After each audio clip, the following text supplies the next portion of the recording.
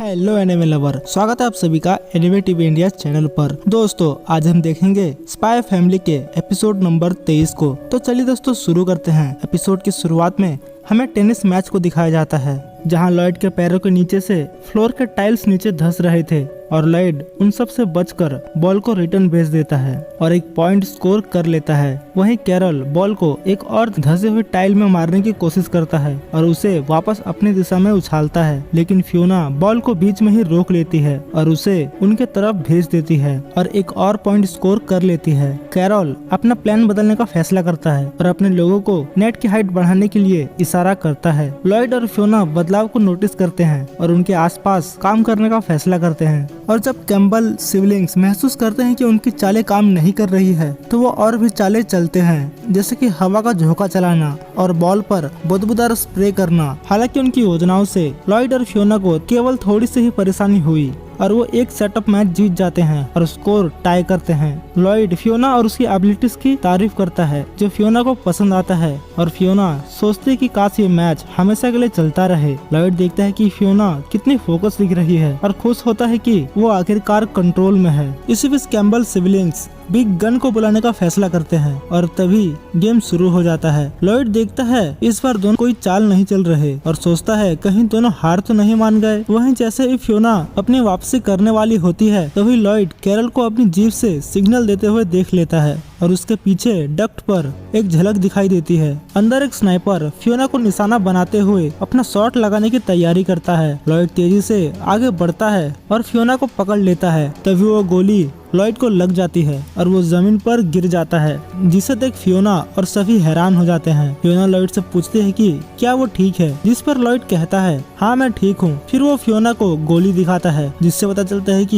ये रबड़ का है। साथ ही वो स्नाइपर कहाँ है ये भी बता देता है। फियोना ऐसा होने देने के लिए उससे माफी मांगती है, लेकिन लॉयड ये बताता है कि उसने इसका अनुमान लगा लिया था और अपने शर्ट के नीचे बुलेट प्रूफ बनियान पहना था, जिसे सुन फियोना चौंक जाती है। और वहीं कैरल भी हैरान है कि कैसे गोली लगने के बावजूद भी लॉयड खड़ा है और चल पा रहा है। फियोना कहती है ये कुछ ज्यादा ही हो रहा है, हमें कैम्बल्स को स्टाफ के दखल अंदाजी करने पर उन्हें सजा देने के लिए कहना चाहिए। लेकिन लॉयड मना कर देता है, क्योंकि टूर्नामेंट के अधिकांश कर्मचारी कैम्बल के ही हैं और मैच में किसी भी तरह का बाधा पेंटिंग में पाने के उनके मौके को रिस्क में डाल सकता है। लेकिन इस बुलेट की स्पीड बहुत ही लो है, ऐसा दिखावा करेंगे कि हम उनके टारगेट में हैं, इसलिए उनके सिग्नल पर नजर रखो। और तभी लाइन जज लॉयड से पूछता है कि क्या वो ठीक है, जिस पर लॉयड कहता है कल मैंने ज्यादा ही पी लिया था, तो लगता है अभी तक उतरा नहीं है। गेम फिर से स्टार्ट होता है और लॉयड बॉल सर्व करता है। तभी लॉयड देखते हैं कि कैरल सिग्नल दे रहा है।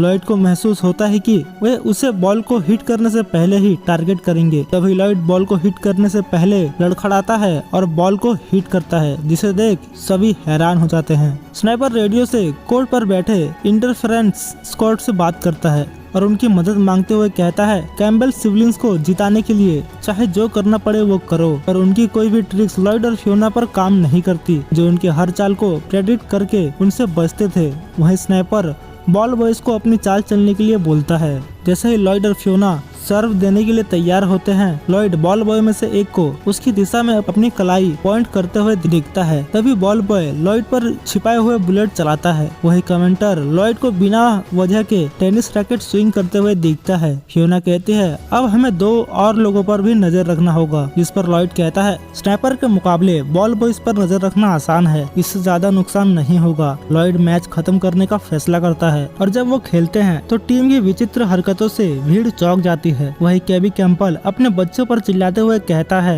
एक साथ मिलकर खेलो, तुम्हें पता भी है मैंने इस मैच में कितना पैसा लगाया है। वहीं बॉल और बुलेट एक साथ लॉयड की ओर आते हैं, लेकिन लॉयड एक बड़े स्विंग के साथ दोनों को हिट करता है और बुलेट सीधा जाकर कैरल के पेट में लगता है, जिससे उसे बहुत दर्द होता है। तभी लाइन जज कैरल से पूछता है क्या वो ठीक है, जिस पर कैरल कहता है सुबह मैंने बहुत सारा दूध पी लिया था। कैरल सोचता है कि कैसे वो हारना नहीं चाहता, लेकिन देखता है कि लॉयड के आगे उसका कोई मुकाबला ही नहीं है।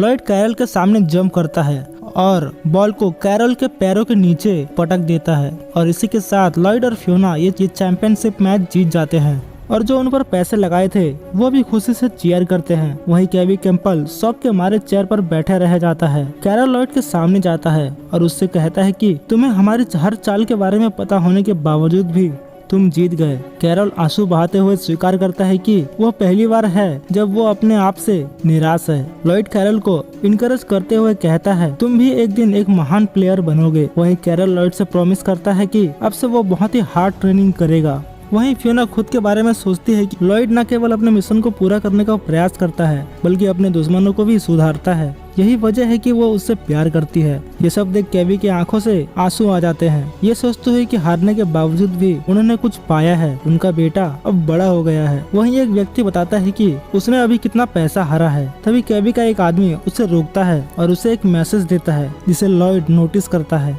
गेम खत्म होने के बाद फियोना केवी के आर्ट कलेक्शन से भरे एक लिस्ट को देखती है और लेडी इन द सन को चुनती है, लेकिन केवी उन्हें ये कहते हुए मना कर देता है कि वो उन्हें ये नहीं दे सकता। लेकिन केवी उन्हें कोई और आइटम ले जाने को कहता है और माफी के तौर पर वो एक्स्ट्रा आइटम भी ले जा सकते हैं। फियोना और लॉयड एक दूसरे से बात करते हैं, यह महसूस करते हुए कि केवी को स्टेट सिक्योरिटी सर्विस से कॉल आया होगा जिन्हें वही इंटेल मिली होगी और वे इसे लेने के लिए आ रहे होंगे।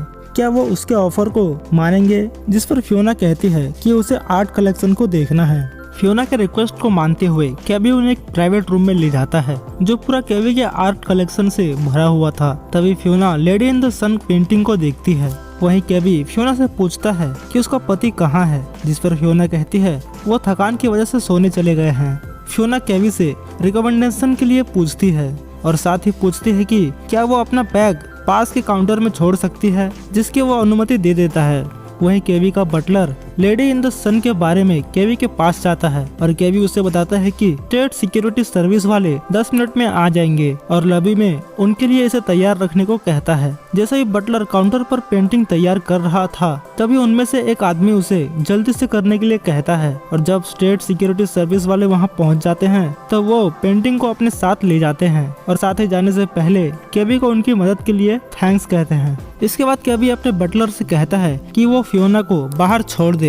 आगे हमें बटलर और फियोना को दिखाया जाता है जहां बटलर अपना मास्क उतारता है और वो कोई और नहीं बल्कि लॉयड होता है। लॉयड फियोना से पूछता है कि उसने प्राइज में क्या लिया और वो उसे एक अजीब सी पॉट दिखाती है जिसे केवी ने रिकमेंड किया था। साथ में उसने कुछ सुनहरा अंगूठी भी दिया था। दोनों फैसला करते हैं कि इस प्राइज को वो हैंडलर को गिफ्ट कर देंगे। घर जाते हुए लॉयड कहता है मैं तो थोड़ी देर के लिए डर ही गया था जब उसने lady in the sun painting को देने से मना कर दिया था, लेकिन आखिरकार हम इस पेंटिंग को पाने में कामयाब रहे। प्लान बनाने के बाद लॉयड लेडी इन द सन की एक कॉपी ले आया और बटलर का भेष बदलकर ओरिजिनल पेंटिंग के साथ इसकी अदला बदली कर दिया और फियोना के बैग में रख दिया। इसी के साथ स्टेट सिक्योरिटी सर्विस वाले उस नकली पेंटिंग की जांच करेंगे और उन्हें कोई कोड नहीं मिलेगा। वहीं लॉयड और फियोना फैसला करते हैं कि वह इस पेंटिंग की जांच के लिए इसे हेडक्वार्टर भेजेंगे। घर के नजदीक आते ही फियोना लॉयड को घर तक छोड़ने का ऑफर करती है ताकि वो उसके साथ थोड़ा और समय बिता सके।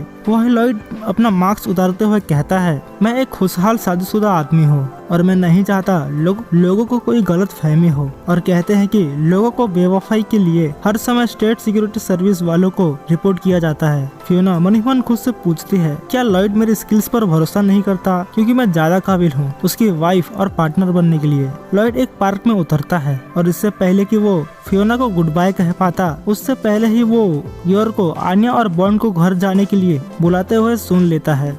लॉयड देखता है कि उसकी फैमिली अभी भी पार्क में खेल रही है। वहीं फियोना अपने कार से बाहर निकलती है और योर को चौंकाते हुए उसे गुड इवनिंग कहती है। तभी फियोना योर के हाथ में टेनिस रैकेट देखती है और उससे पूछती है कि क्या वो भी टेनिस खेलती है, जिस पर योर कहती है कल उसने और आन्या ने लॉयड के साथ प्रैक्टिस किया था। लॉयड उन्हें मदद के लिए थैंक्स कहता है। वहीं फियोना मन ही मन योर का मजाक उड़ाती है और योर को टेनिस मैच के लिए चैलेंज करती है। वहीं लॉयड फियोना से पूछता है कि वो क्या कर रही है, जिस पर वो कोड वर्ड में कहते हैं कि वो बस चेक कर रही है कि योर फिजिकली कितनी स्ट्रांग है ऑपरेशन स्ट्रिक्स के लिए। पर मन ही मन वो सोच रही होती है कि आज वो योर को हराकर उससे मदर का रोल छीन लेगी। वहीं लॉयड योर से कहता है कि तुम्हें चैलेंज एक्सेप्ट करने की जरूरत नहीं है, पर योर सोचती है कि अगर वो मना कर देती है या फिर हार जाती है तो लॉयड उसे कमजोर टेनिस प्लेयर होने के कारण स्टेट सिक्योरिटी सर्विस वालों को रिपोर्ट कर देगा और फियोना से शादी कर लेगा और इसी तरह योर चैनल एक्सेप्ट कर लेती है। इधर आनिया दोनों का दिमाग पढ़ लेती है और आनिया को दोनों के बीच का टेंशन फील हो रहा था। तभी वो बेकी की कही बातें याद करती है जहां वो खुशी खुशी बता रही थी कि कैसे बर्लिन इन लव के लेटेस्ट एपिसोड में मेन कैरेक्टर की फियांसे उसके बचपन के दोस्त से मिलती है। पर आनिया को कुछ समझ नहीं आ रहा था क्योंकि उसे कार्टून देखना पसंद है, लेकिन अभी का सिचुएशन देखते हुए आनिया समझ जाती है कि बेकी किस बारे में बात कर रही थी। वहीं गेम शुरू होने से पहले फियोना योर से जितना दम है सब लगाने को कहती है। योर फियोना की बात मानकर फैसला करती है कि वो अपना पूरा दम लगा देगी। योर एक पावरफुल स्विंग के साथ बॉल सर्व करती है, लेकिन ऐसा लगता है कि योर शॉट मिस कर देती है और बॉल जमीन पर गिर जाता है। ये देख फियोना एक बार फिर योर का मजाक उड़ाती है। तभी वो देखती है कि जो बॉल था वो स्मॉल पीसेस में कट गया है। वहीं योर सोचती है कि कैसे वो हमेशा जोर से घुमाने के वजह से बॉल को कट कर देती है, इसलिए इस बार वो थोड़ा कम ताकत यूज करेगी ताकि वो बॉल को हिट कर पाए। आनिया और बॉन्ड से दूसरा बॉल मिलने के बाद योर फिर से बॉल सर्व करती है। वहीं फियोना अभी अभी जो हुआ उसे देख हैरान होती है। तभी योर स्विंग करती है और बॉल बहुत ही तेजी से साउंड की स्पीड से आगे बढ़ता है और फियोना बॉल को रोकने की बहुत कोशिश करती है, पर बॉल फियोना के रैकेट को फाड़ते हुए आगे चला जाता है और फियोना हार जाती है। फियोना घुटने पर आ जाती है और उसे अभी भी यकीन नहीं हो रहा था कि वो हार गई है। तभी योर फियोना के पास जाती है और उससे पूछते हैं कि क्या वो ठीक है। वहीं लॉयड सोचता है मैंने मना किया था। फियोना योर को अभी के लिए विनर डिक्लेयर करती है और साथ ही कहती है कि एक दिन वो योर को रिवेंज मैच के लिए चैलेंज करेगी। इतना कहकर फियोना रोते हुए अपने कार में बैठकर चली जाती है। योर को लगता है कि उसने फियोना को अपसेट कर दिया है। वहीं लॉयड सोच रहा होता है कि उम्मीद है कि कहीं फियोना ने योर को कोई रॉन्ग आइडिया नहीं दिया होगा, लेकिन हमारी शादी नकली है इसलिए ये नहीं कहा जा सकता कि योर क्या सोच रही है। तभी योर लॉयड के सामने आती है और उससे कहती है कि उसने फियोना को हरा दिया, जिस पर लॉयड भी हाँ कहता है और योर घर चली जाती है। वहीं लॉयड बहुत थका हुआ महसूस कर रहा था। इतने में आनिया कहती है उसे बहुत भूख लग रही है, जिस पर लॉयड कहता है कि वो कुछ बना देगा। अगले दिन लॉयड सिल्विया से मिलता है जो उसे बताती है कि फियोना पहाड़ों पर चली गई है ट्रेनिंग करने के लिए। साथ ही सिल्विया लॉयड को जैकरिस डोजर के बारे में बताते हुए उसे एक डायरी देती है, जिसे पढ़ने के बाद लॉयड को पता चलता है कि जो खतरा था वो कुछ यंग एक्ट्रेस की फोटो थी। जैकरिस को थिएटर देखना बहुत पसंद था, इसलिए वो यंग एक्ट्रेस को सपोर्ट करने के लिए पोस्ट कार्ड्स खरीदता था, पर उसकी वाइफ को ये सब बिल्कुल पसंद नहीं था, इसलिए वो सब फेंकने को कहती है, पर वो उन्हें फेंकने के बजाय उन्हें लॉक करके रख देता है, इस डर से कहीं ऐसा ना हो कि ये उसके और उसके वाइफ के बीच झगड़े की आग को फिर से भड़काए। लॉयड पूछता है फिर ये डॉजर नाम का अफवाह कैसे फैली। वहीं वाइस का एक एजेंट बताता है कि वर्क खत्म होने से पहले जैकरिस ने वेस्टर्न डिप्लोमेट्स के साथ एक म्यूजिकल परफॉर्मेंस में गया था और वो उन लोगों को कसम दिया था कि ये बात उसकी वाइफ को पता ना चले। लॉयड ये महसूस करता है कि वो कुछ पोस्ट कार्ड के लिए इतनी सारी परेशानी से गुजरा। लॉयड इसके पीछे एक बड़ा रहस्य खोजने की कोशिश करता है, लेकिन सिल्विया उसे आश्वासन देती है कि युद्ध की आग भड़काने के लिए कोई बम नहीं था, इसलिए इसे हमारी जीत समझो। वहीं घर जाते हुए लॉयड योर और आनिया के लिए कुछ मिठाई और केक्स खरीदता है। इधर घर पर आनिया बॉन्ड के साथ खेल रही थी और योर सोफे पर बैठे गहरी सोच में डूबी हुई थी। इसी बीच हमें फियोना को दिखाया जाता है जो पहाड़ों में ट्रेनिंग कर रही थी और उसे ट्रेनिंग करता देख सारे जानवर डरे हुए थे और ये एपिसोड यहीं खत्म हो जाता है। तो दोस्तों, आपको ये वीडियो कैसी लगी? अगर वीडियो पसंद आई तो इसे लाइक और शेयर जरूर करिएगा और इसी तरह की और वीडियोस देखने के लिए हमारे चैनल को सब्सक्राइब करके बेल आइकन को ऑल पे जरूर सेट करिएगा। तो मिलते हैं आपसे अगले एपिसोड में, तब तक के लिए धन्यवाद।